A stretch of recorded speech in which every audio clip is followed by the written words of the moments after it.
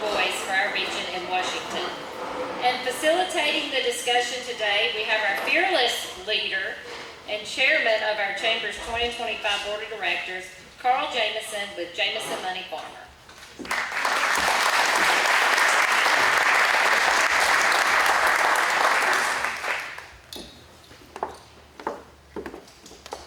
Congressman, we sure are glad to have you in town.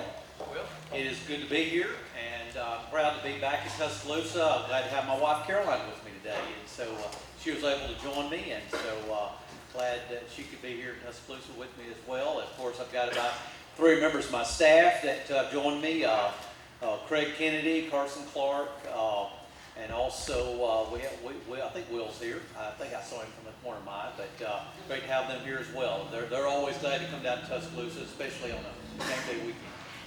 Yeah, Caroline, we're so glad to have you in town also. It's good to see you again. So you've been representing most of Tuscaloosa, North Tuscaloosa County since 2012? Well, yes. Is that about right? Since about 2012 is when the district lines changed. Of course, as you know, every 10 years you have a redistricting process based on the census because population shifts from time to time. I was looking at just the population of Tuscaloosa County just recently, and I was shocked by the population growth in the last 20 years here in Tuscaloosa. I mean, we're talking maybe 80,000 people in the last 20 years, something around that, which is, most counties in Alabama don't even have 80,000 people. So there's really been a lot of growth in this area. But as I mentioned, the entire state changes over a 10-year period, so redistricts are redrawn so that each congressional district are the same population base.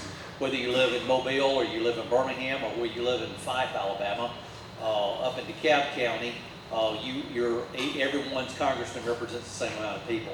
And so in 2010, after the census, there were some changes made. And since that 2012 change, where Tuscaloosa was added to the 4th Congressional District, there's been a lot of shifting and going around. I've represented just the very, very northern part of Tuscaloosa County and then about the northern half of Tuscaloosa County. Now I've got most of the northern part of the county and then most of the western part of the county. And roughly, Terry Sewell and I divide the county evenly. As far as geographically, I may have a little bit more geographically of the county. She might have just a little bit more population-wise because she has right downtown Tuscaloosa. But and this is the line right here. Yeah, looking at it right there. Look across. Actually, technically, we're in the 7th district right now. But you just look across the river and you see the 4th Congressional District. So it's Tuscaloosa County is very important to the district I represent, and like I said, I'm always honored to have a chance to come down here. Well, we appreciate you representing us. I think I remember your watch party down here in that first 2012 election. Yes. So we appreciate that. Let's get into our questions. So as chair of the House Appropriations Subcommittee on Labor, Health, and Human Services and Education, as Jill mentioned, obviously you've had a front row seat to the challenges of keeping the government funded. I think the House has probably passed 2 of the 12 approach bills. Full House. We have passed 3. 3, okay. So give us your perspective on where things stand now in that appropriations process and how you think the shutdown is going to... Well, let me just walk through just a basic overview of the appropriations process. And everybody knows, the appropriations committee, but it's shocking sometimes that some members of Congress are not clued in on how the appropriations process works. Committees are broken down into two segments in Congress. You have the authorizing committees, such as the Transportation, Ag, the Armed Services, Foreign Relations Committee, and then you have the Appropriations Committee that is the counterpart. The authorizing committees is the one that authorizes the legislation to move forward. The Appropriations Committee that I serve on, Senator Shelby served on the Appropriations Committee, and the Senate is the one that actually puts the money behind it to make it happen. And so they both have to work together. But unless you have the money to go along with it, we like to say on the appropriation side, everything's just an idea until you get the money behind it. And so that's exactly what we're, we're broken into 12 subcommittees on the appropriation side. And so most of us serve on about 3 subcommittees. I chair, as you mentioned, the Department of Health and Human Services Labor and Education Subcommittee. And therefore, we fund those agencies from October 1 to October 1 of every year. So by September 30th of each year, we have to have all 12 passed. Now, it's not unusual for Congress not to have all 12 passed. Sometimes it goes several weeks after September 11th or October 1st until those bills are passed. But we have a solution for that, and it's called a CR. And the CR basically just extends the prior year funding to continue on at the same levels until we can get an agreement on those 12 appropriation bills. Remember, we're talking about those 12 appropriation bills. Funds are approximately $1.8 trillion. So that we're not talking about a small bill. We're talking about $1.8 trillion on a yearly basis. And out of 435 members of the House, 100 members of the Senate and administration, everybody has a little bit of a different idea of how that should be spent. So necessarily getting all 12 passed in a 12-month period and have it locked down, that's not unusual. So for years and years, there's always been the case that we do a continuing resolution. Usually it's for a 30-day, it's for a 45, 60-day time period. And that's exactly what we just saw with this recent bill that is stalled in the United States Senate. I actually brought a copy of what the CR looks like. It's not a thick bill, you can see. It's about 24 pages. And that's what the House passed back in September 19th. We passed it actually on a bipartisan basis. We in the House, we passed legislation by majority, so it came right through, and we sent it over to the Senate. The Senate, as you know, is a majority Republican, but they have the filibuster rule. And in order to bring legislation forward to the public or to the floor, they have to get over the filibuster rule. So they have to have 60 votes. Republicans only have 53.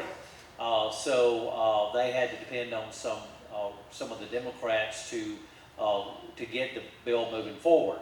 And that's where the holdup has been. The Republicans have voted for it. It got 53 votes. Actually, it got 3 Democrat votes. So it was a bipartisan piece of legislation, but still lacking the requisite number of 60 to get the bill to the President's desk. And that's what we're waiting on, day 38. Today's the 38th day that the Senate has refused to pass it. I was actually just on the phone just a little earlier with Senator Britt. She and I were chatting about it. She's up in Washington today because they are voting today. And so we'll see what happens with the vote today or tomorrow. But it doesn't look like there's a lot of movement. So I'm not sure what's going to happen. But that's sort of where we are. So they're going to vote on the same one they voted on how many times? Well, I think this will be 14. 14, or this may be the 15th. I've sort of lost track right now. But I will say they're trying a new strategy. They're going to include the 3 appropriation bills that the House has already passed, included in a package to move forward, and maybe trying to get the votes that Democrats to go along with it. And as you know, this really revolves around not the appropriations process, but the health care subsidies. So that's what this really involves. Right. So they're talking about taking this CR and adding the 3. Yes, that would basically, and you'd also have to change the date. This CR was through through November 21st, which is fastly approaching, so they would obviously have to change the date. But what's significant, Carla, I just want to mention about this CR, there's nothing in here for Republicans or Democrats. This is totally a mechanism to just allow more time to negotiation on the appropriations process. If you hear some of my colleagues on the other side of the aisle, that you almost get the impression that this is a real good deal for Republicans and not a good deal for Democrats. It just extends the time until November the 21st to negotiate these appropriation bills. It does nothing more. There's nothing for the Democrats, there's nothing for Republicans, it's just an extension of time. And that's why the bill is so short. And again, that's why I think it's frustrating to so many Republicans in Washington is that we've got the bill ready to go and we pass it in the House and we can have all this being negotiated. But the real crux of the matter is my colleagues on the other side of the aisle, especially on the Senate side, they want to include health care on it. And as the Republicans have said over and over again, we're willing to certainly discuss the health care issue. We want to make health care affordable to everybody, but this extension that they want to put in right now would really is like $1 trillion being added to the deficit. And so we've got to really think hard and long how we do this and how this is structured. And so that's why Republicans don't want to just to sign off on something. They want to sit down and negotiate something, and it's going to take more than a 15-minute conversation. So that's where we are, and we may see some movement today or tomorrow, but we'll see. Yeah, so those issues would be one that probably ought to be discussed in the appropriations process, rather. In the appropriations process, right. and with the entire Congress. You need the authorizing and the appropriation committees involved in this. And so just to quickly say, we're just going to add $1 trillion to health care just overnight, with us having around a 38 trillion, I think we're up to 38 trillion in debt as it is, would not be a wise move. So again, this doesn't do anything away from health care, or it doesn't add, it doesn't subtract. It just says let's give some more time for negotiations. And it was only until November 21st, so it's not like an infinite amount of time. Yeah, and assuming they do pass something, then we're going to go right through this process again when that date hits, right? That's very possible. That's very possible. And but somebody asked me earlier, why are we seeing this? We're really a divided nation right now. You saw President Trump with his big win back just a year ago, and then you saw the Democrats had a win back earlier this week. The House of Representatives, as you know, there's 435 of us that represent the various states, the 50 states all across the country, from the Atlantic to the Pacific, and the Republicans hold majority right now by 2 votes. And so it just shows you how divided the country is. And then, of course, in the Senate, the control is 53 Republicans out of 100. So I think that's one of the reasons you're seeing this stalemate right now, is because the country's very divided right now.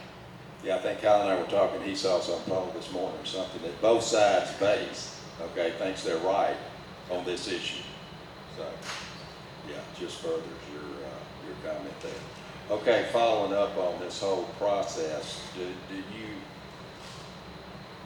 are there any reforms or process improvements that you can think of that would help make this whole process work better? One thing that we need to get back, I think, doing is we have a bloated appropriations process. It is, as I say, we've got a $38 trillion, right at a $38 trillion debt right now, and we cannot keep going down the road we're going on.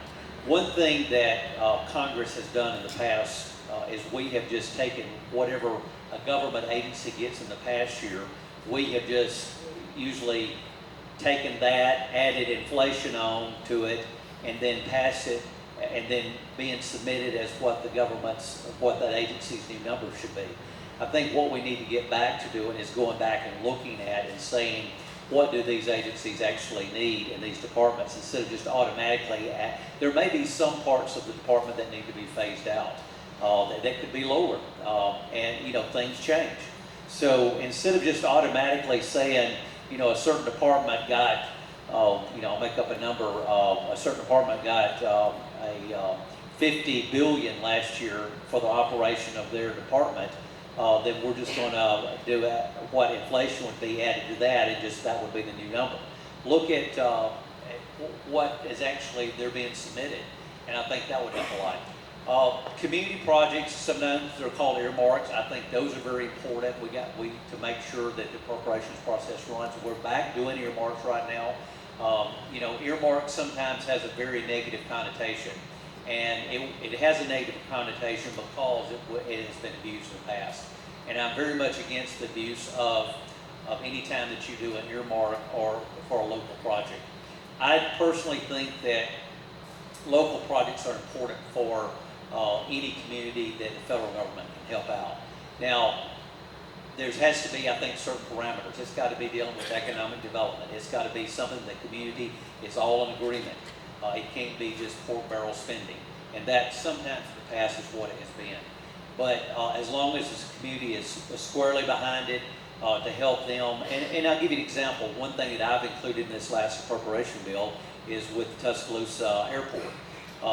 The local leaders came to me and said, you know, we need the more funding for the airport to help with some refurbishing and some adding of the one of the terminals or the terminal there, and asked for an appropriation of $8.5 million to help with the funding of this. And obviously, we have a federal transportation. This is very difficult. I know Judge Robertson over here for $8.5 million to go to this airport would not be something you can just do with a strike of a pen. And so I think there's a role for the federal government and try to help out with that, because this would bring economic development to the area. It bring a higher tax base, more money overall to the area.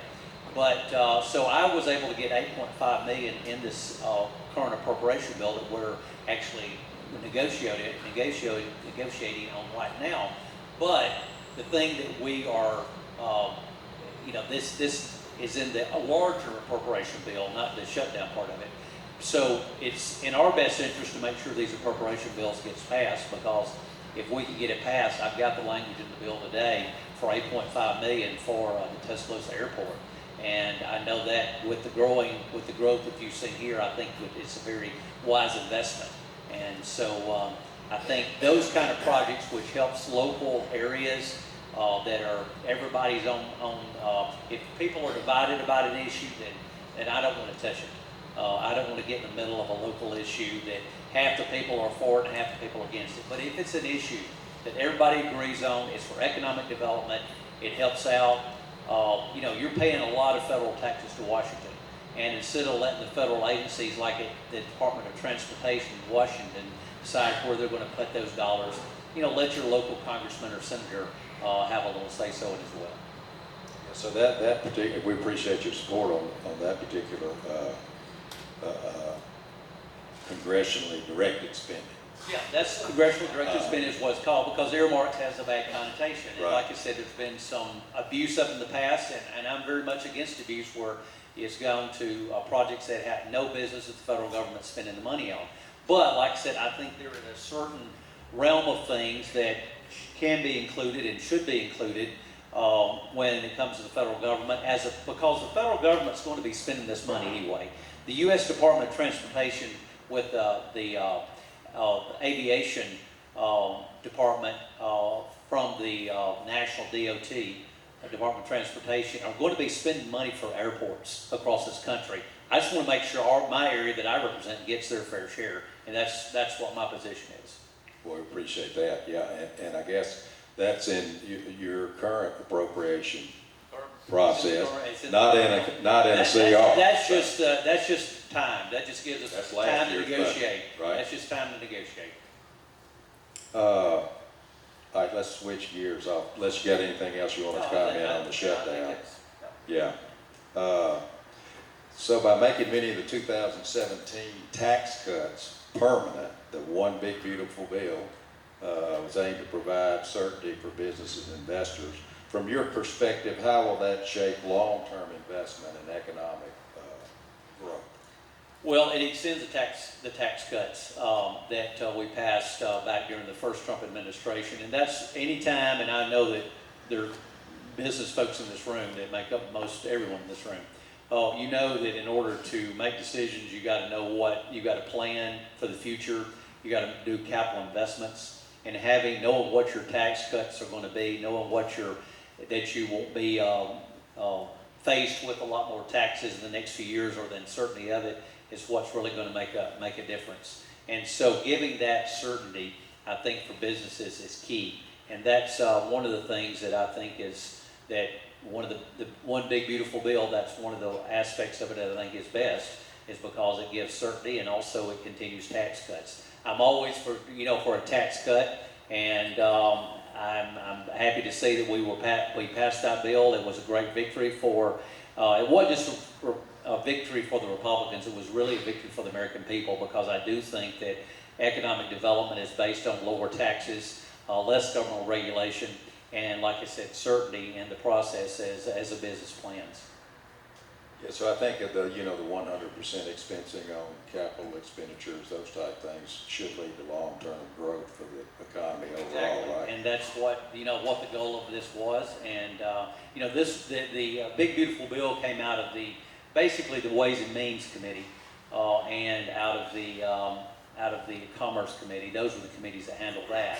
So, it is, those are outside of the appropriations process. Yeah. Let's switch to health care, which is a topic that's slowing this down. So healthcare costs continue to challenge both families and employers, particularly small businesses that want to provide quality coverage. What are some of the most practical steps Congress is considering to improve the affordability and stability in the healthcare system?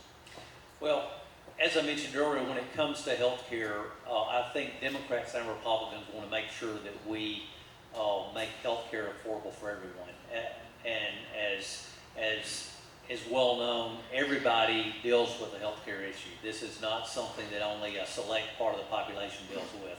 So health care has to be one of the top items that we look at in this nation. And so, therefore, trying to make sure that we craft legislation that does the right thing to make sure that it stays reasonable and affordable, I think and that's why Republicans want to have this conversation. I think Republicans want to try to help out. We just cannot afford in this country to just keep adding subsidies for health care. We've got to figure out a better way to do it.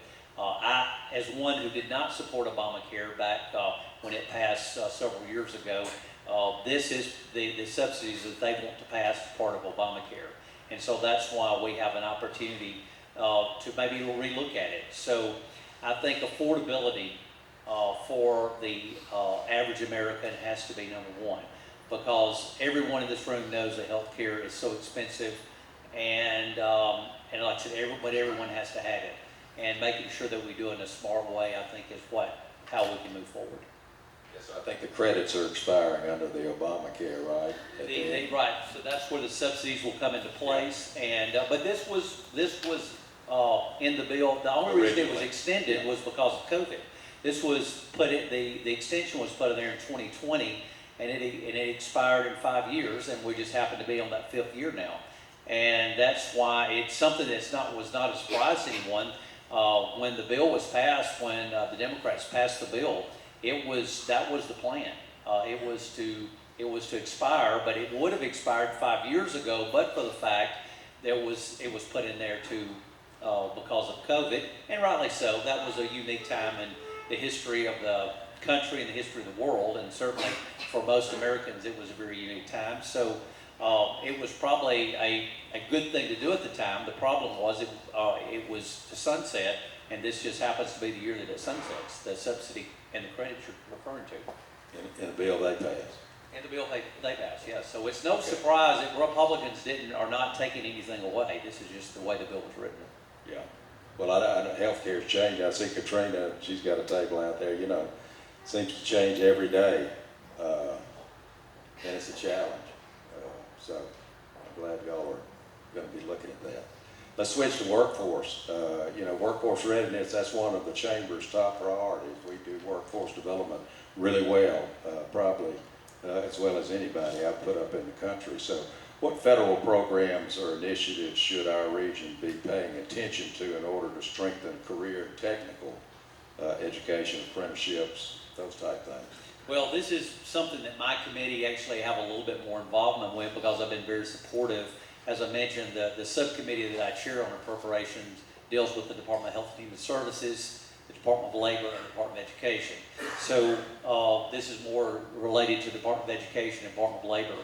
And I think one thing that's so important, and something that Alabama has really taken the lead on, as far as workforce development, realizing that everybody doesn't need a 4-year college degree. Now, I know we're here at the University of Alabama, just up the hill, and we all very much support higher education.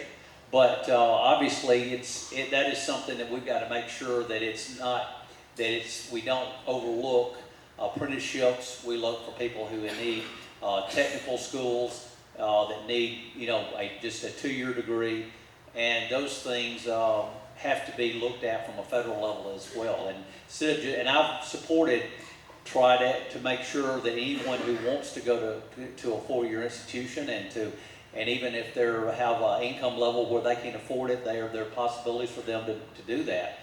But to just focus on a college degree and not look at these other aspects of it, I think is doing a disservice, because we do have so many other parts of our economy that depends on workforce development and other than with a college degree. So I think there's room for both of them, and to look one without the other, I think is where it's a mistake.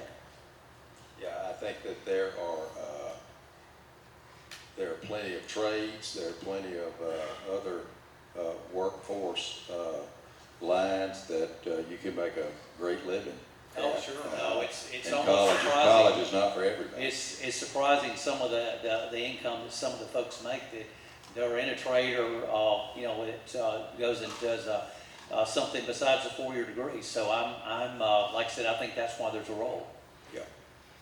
Thank you for that. As business people, we often talk about lower regulations and how that would help at least be clearer and more consistent ones. And I know with the Trump administration, both first term and second, reducing regulations and that burden on employers and businesses has been a top priority. What progress or conversations are happening in Washington around the regulatory landscape? Well, one thing we all think about is EPA, and one of our former colleagues from the House is now the administrator over EPA, and Lee Zeldin is doing a terrific job over there. So and this really depends on who is in the White House. They are the one that appoints the people to lead these agencies that does all the regulation. And to have key people in there is so important. And so, Congress, we have a role in that as well. But unless you have somebody at the top in administration that's leading these agencies, then it is so difficult for Congress to act on a lot of these things, because we have to pull back money through the appropriations process or something like that to get their attention. So I think right now we're in a good position. We've got somebody like Lee Zeldin in EPA, and of course other agencies deal with regulation as well, and to make sure that it's not overburdensome. I mean, obviously there has to be a certain amount of regulation to keep everybody safe, and we want to have that, but we want it to be with common sense.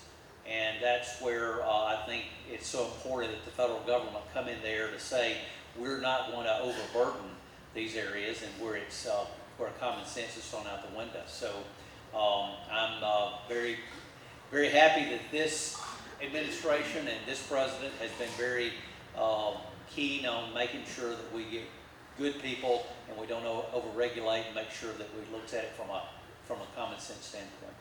Yeah, so I mean, you can't in a bill, Congress can't. The bill would be so thick if you have to have some regulatory.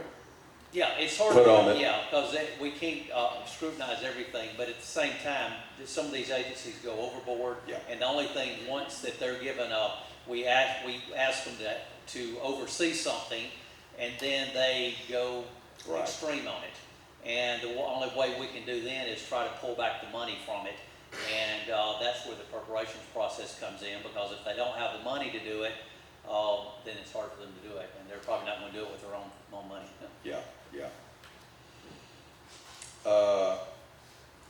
As you look forward to 2026, what should business and community leaders here in West Alabama be watching for? Or, are there any emerging federal priorities that could have a meaningful local impact?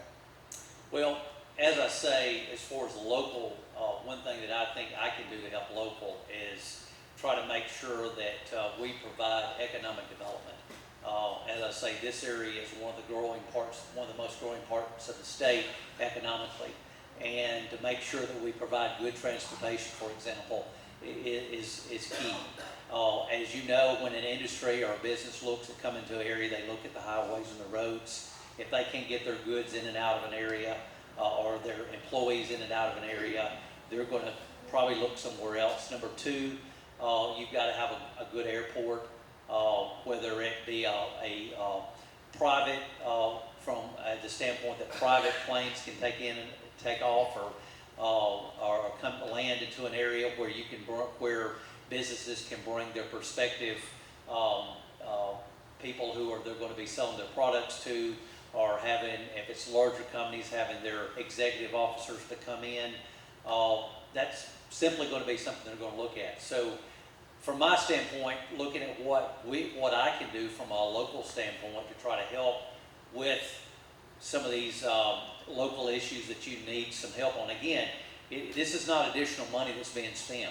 The $8.5 million that I talked about for Tuscaloosa Airport that I included in this current appropriation bill, that money is not additional $8.5 million to be spent.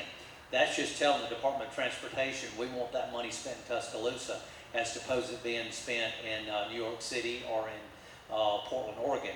We're just saying we want to make sure that Tuscaloosa is not saying that if they need something from a federal level, that certainly their congressman can, or they need to look at it, but we don't want to be on the chopping block when the funds goes elsewhere. And so the money is being spent. The question is whether you have an advocate like myself, you have Senator Brett, you have Congresswoman Sewell, you have Senator Tuberville, whoever out there advocating to make sure that local entities that can benefit economic development wise, that we can try to maybe steer these agencies in a way to try to put the funding where that we believe there's a real need.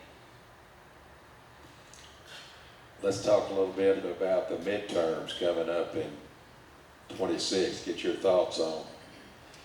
It's pretty tight now. You're 53 in the Senate, and you got what, 270? We're the majority, but 2 seats. 2 seats in the House. So not much room for Speaker to. Well, that's work why. there. So what do you hear about? Well, that's why you're seeing. Most of y'all have probably heard about the redistricting. Just this week we had Proposition 50 in California where they redistricting to draw 5 new Democrat seats. Of course, that's in regard to the 5 seats that Texas just redrew. And so 5 seats in a state could make a difference. Now, assuming that Texas goes through and they get 5 Republicans and the California Proposition 50, which it did pass as long as there's no court objections to it, then that's going to be a wash. But there are several other states that are looking at it. So 3 or 4 seats, when you have a 2-seat majority, could make a big difference. And so that's why you see all the focus on it. And that's why you see, changes somewhat here in Alabama. We had a court-directed change for the districts in Alabama. It really impacted the 1st and 2nd districts in the southern part of the state.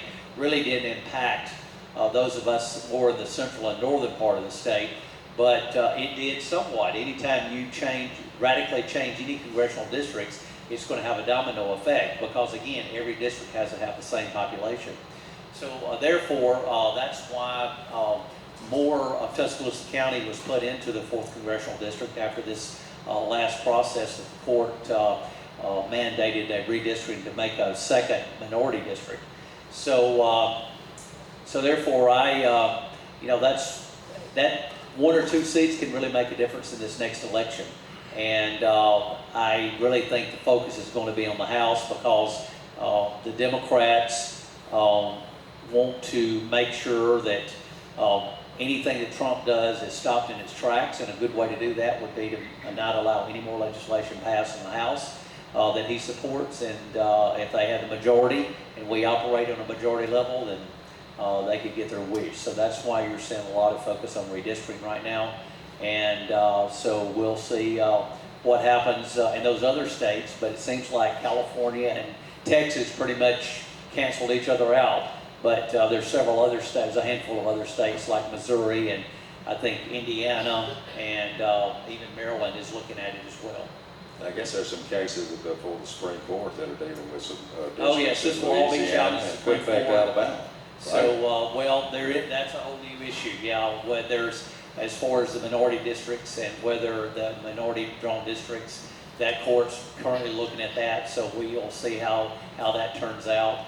But, so, yeah, there could be some big changes for next year, so stay tuned. The House, as I say, I don't think there's been many times in the history of the House Representatives where there's been this close of a, there may have been at one time it was this close, but probably not any closer than this, where you have 2 seats out of 435, which means that if 1 or 2 people are out sick, and obviously, sometimes, people can't get there because of a traffic, flight delays, or then could change the outcome of a vote. So that's why, again, there's so much emphasis right now on the redistricting in a lot of these states. I guess Speaker Johnson's done a pretty good job of handling that Yeah. too. Let me say, Speaker Johnson has done a great job. He is, in spite of the fact that he's an LSU graduate, he is a great guy. He is